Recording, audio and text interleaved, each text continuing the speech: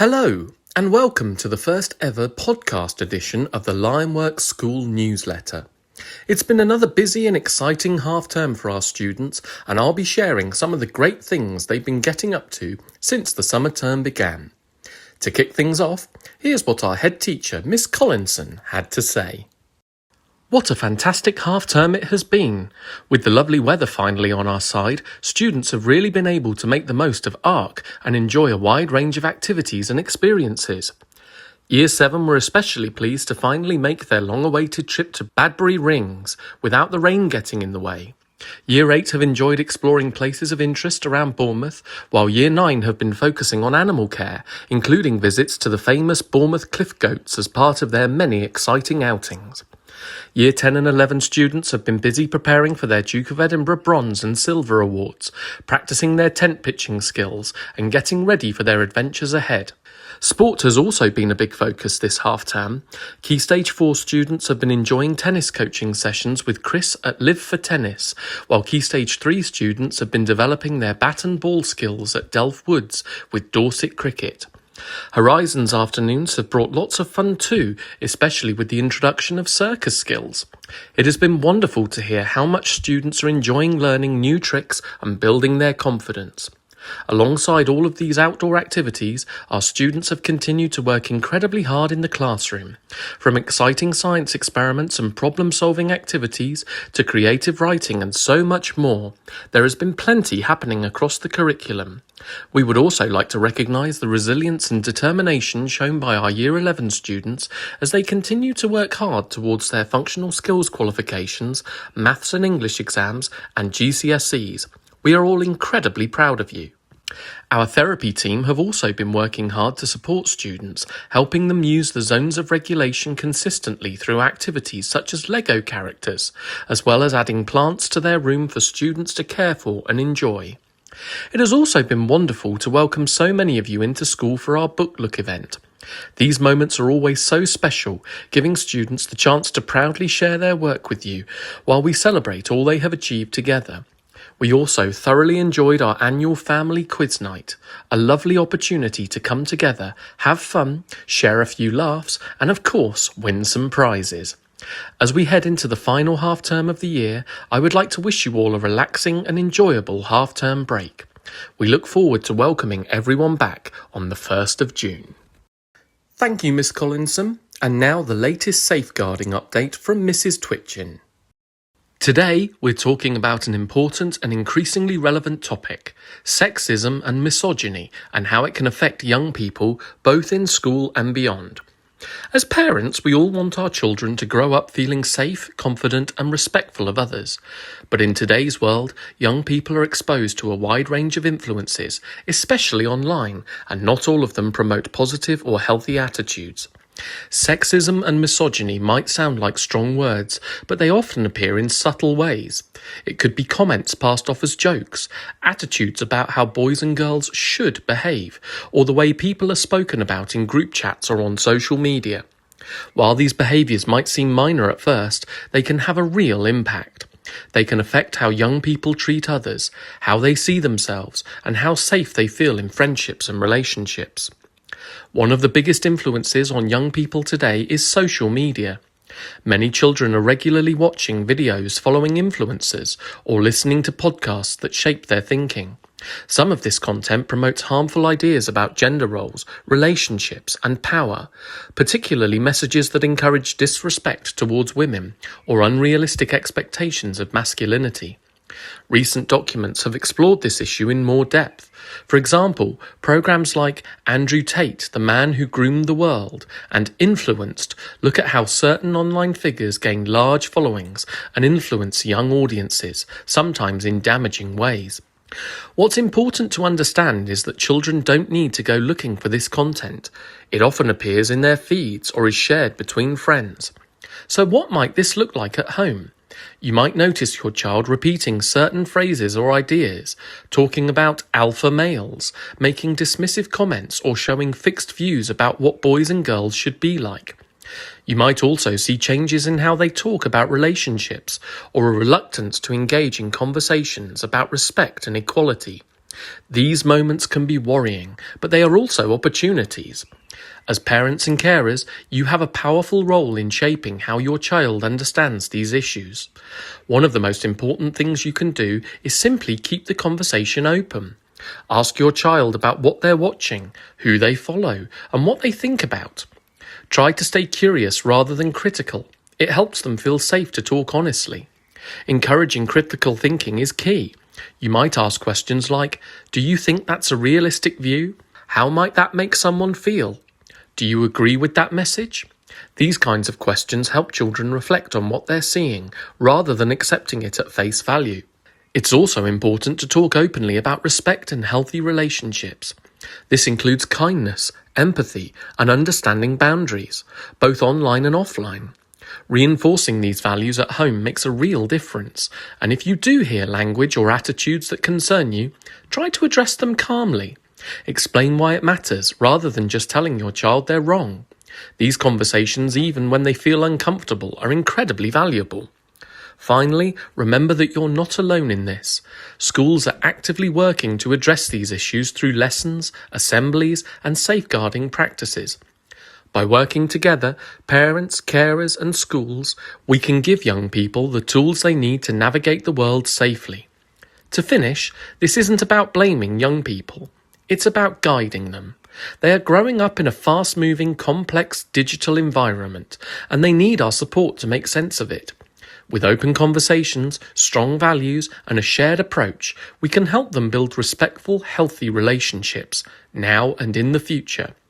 Thank you for listening. If you have any concerns or would like further support, please don't hesitate to contact your school's safeguarding team. Now we hear from the year group tutors to find out what each year group has been getting up to this half term. Let's start things off with Year 7. Year 7 have had a wonderfully busy and productive term, filled with enthusiasm, hard work, and plenty of achievements to celebrate. In PE, pupils have been honing their cricket skills during lessons at Badbury Rings, showing excellent teamwork, determination, and sportsmanship. It has been fantastic to see their confidence grow as they develop their batting, bowling, and fielding techniques. In English, students have thoroughly enjoyed reading Danny the Champion of the World by Roald Dahl, engaging thoughtfully with the characters and themes while continuing to improve their comprehension and discussion skills.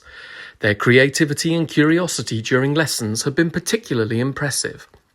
Meanwhile, in maths, Year 7 have been working hard on converting between fractions and ratios, tackling increasingly challenging problems with resilience and positivity. Across all subjects, pupils have shown a fantastic attitude to learning and should be very proud of all they have accomplished this term. And now, an update from Mrs. Unwin from Year 8. Year 8 have had another excellent term at the Lionworks School. In English, pupils have begun studying Animal Farm, developing their understanding of allegories and the ways writers communicate deeper messages through fiction. In maths, students have been working on volume and surface area, while science lessons have focused on nutrition and the digestive system. Horizon sessions have included circus skills this term, which students have really enjoyed and engaged enthusiastically with. In PSHE, pupils have been exploring healthy relationships and discussing the importance of respect, communication, and boundaries. ARC lessons have involved visits to places around Bournemouth, with students particularly enjoying their trip to the Bournemouth Natural Science Society and Museum. During the visits, pupils had the opportunity to hold a variety of animals and explore exhibits including a mummy, which sparked lots of curiosity and discussion. As part of the adventure curriculum, students have been playing cricket and have done well developing both their confidence and teamwork skills. Well done, Year 8! And in Year 9, it's been a half-term full of great work. In English, students have been studying arguably Shakespeare's most famous play, Romeo and Juliet. They've learned the plot well, and there's even been some fine acting happening during class readings of the text. In maths, the focus this half-term has been on algebra. Students have decoded and deduced in order to solve a range of algebraic equations. In science, there has been an exploration into using natural resources, specifically wave power, certainly a common potential resource in our coastal town. And in humanities, students have been looking into the significant contribution to our society and democracy as a result of the suffragette movement. There's been plenty of healthy discussion from all. Let's keep striving for positive attendance, positive engagement, and positive behaviour in everything we do here in school. And for Year 10, Mr. Allard shared the following. This term in English, Year 10 pupils have been learning how to deepen and extend their descriptive writing, as well as practice and develop their sentence structuring, word choice, and writing syntax. In maths, Year 10 students have been investigating how we can handle and sort data. In science, Year 10 pupils have been looking at how the Earth's atmosphere has changed over time, and how humans access and use Earth's resources. For PSHE this term, Year 10 students have been discussing and learning about healthy relationships. This has gone alongside ARC sessions, where Year 10 are now drafting their own CVs and supporting personal statements.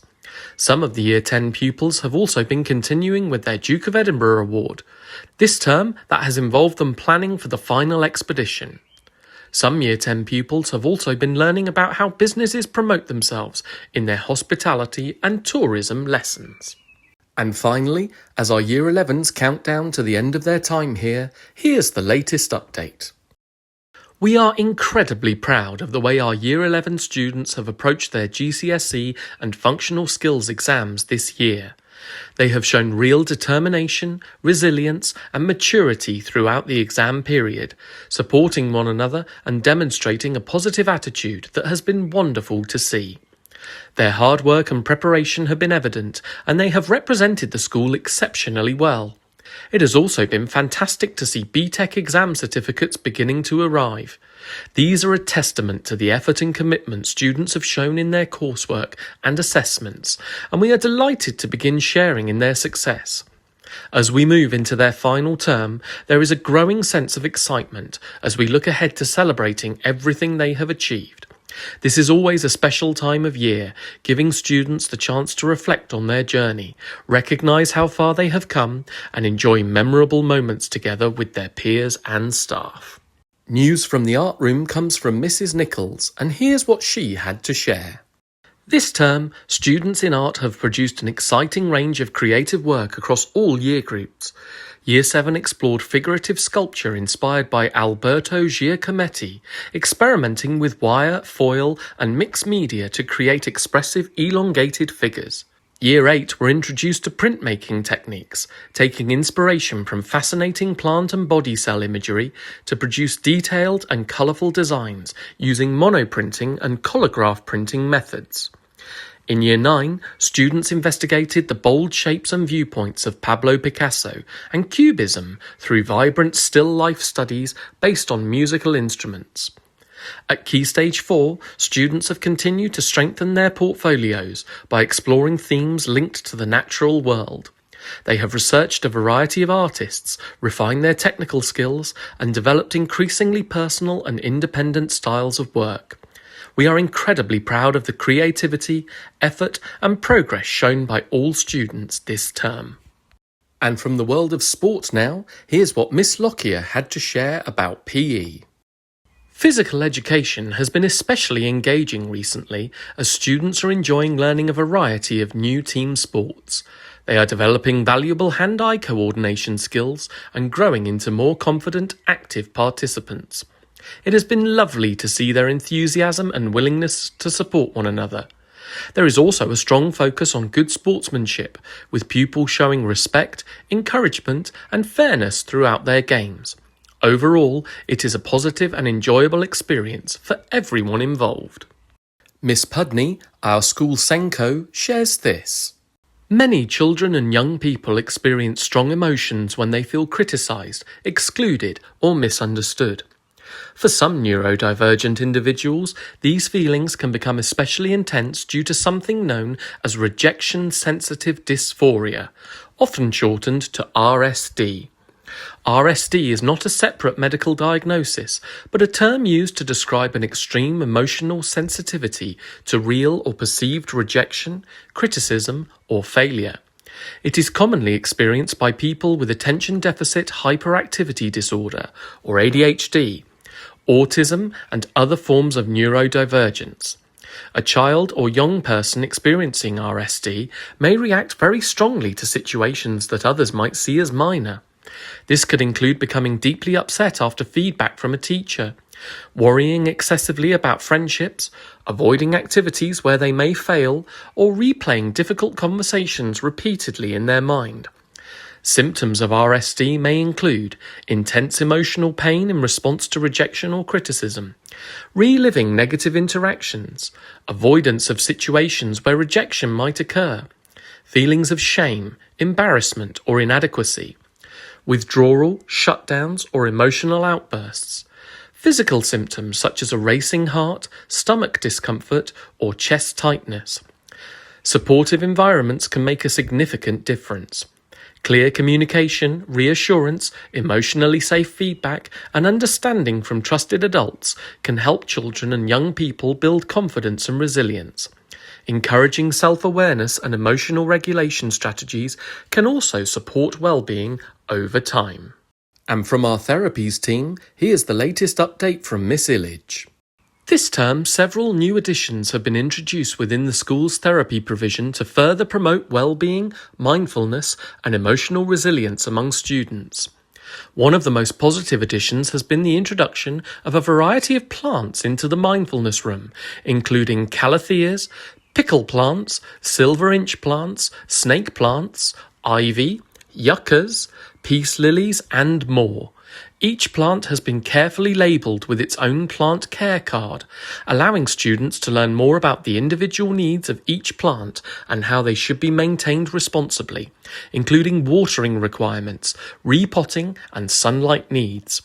The plants have also helped to create a calmer and more welcoming therapeutic environment for our students during break times and within therapy sessions. As part of therapy sessions next term, some students have begun selecting a single plant to care for throughout the term. This will include simple activities such as watering and monitoring the condition of their chosen plant at the beginning of sessions. This hopes to encourage responsibility, routine, and emotional regulation, while also supporting students in developing mindfulness skills and positive therapeutic engagement. A quick word on attendance from Mrs. Nichols. Excellent attendance helps our students feel settled, happy, and confident within our school community. We are incredibly proud of the enthusiasm, kindness, and determination shown by our students each day. Regular attendance supports children in building friendships, developing confidence, and enjoying all the opportunities school life has to offer. We know that every child and family is unique, and we are always here to offer support, encouragement, and understanding whenever needed. By working together in a caring and nurturing partnership, we can help every student feel safe, valued, and ready to flourish both socially and academically. Thank you for your continued support, care, and encouragement throughout the year. And lastly, an update on all of the amazing outdoor education going on from Mrs. Mitchell. It's been another fantastic half-term of great outdoor activity. For our Duke of Edinburgh teams, it's been all about preparing for their expeditions, which for our bronze team is 2 days of hiking and 1 night of camping, and for our silver team is 3 days of hiking and 2 nights camping. They've been excellent all year, and now it's time for all of their hard work to pay off. In ARC, Year 7 have been exploring local heathlands. Year 8 have been visiting a number of different great areas in and around Bournemouth, and our Year 9s have been looking into local animal care. In adventure sessions, everyone has been working on building summer sports skills, with Key Stage 3 having cricket coaching sessions with Dorset Cricket, and Key Stage 4 receiving tennis coaching from Live for Tennis. And finally, it's been Year 8 and Year 10's turn to head to Project Manor for Forest School sessions. Another great half-term with brilliant participation and more to come after the half-term break. Farewell and best wishes now as we send our very best wishes to Miss Pudney. She's saying goodbye to the Limeworks School and beginning the next step of her career. We wish Miss Pudney every success for the future. She leaves with the best wishes of the students and staff that she has supported during her time with us. Thank you, Miss Pudney. To wrap things up, here are some upcoming dates for your diary.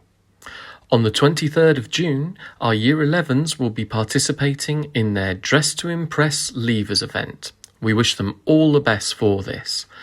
And on Monday, the 24th to the 26th of June, our Bronze D of E group will be heading out on their expedition.